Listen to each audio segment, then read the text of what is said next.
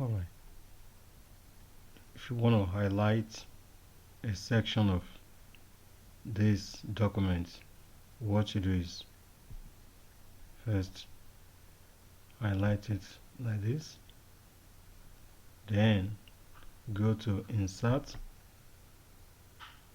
and click on Shapes and Rectangle, then highlight.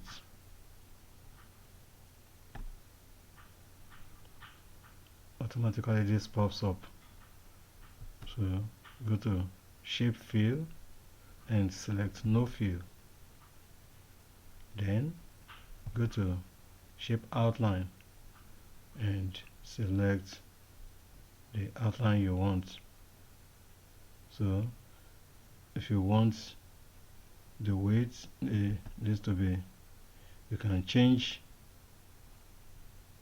this as if you want it to be thick, 1 point. Okay, so let's go back and select the color now. There you go. So that's how it's done. Thank you. Thumb up and subscribe.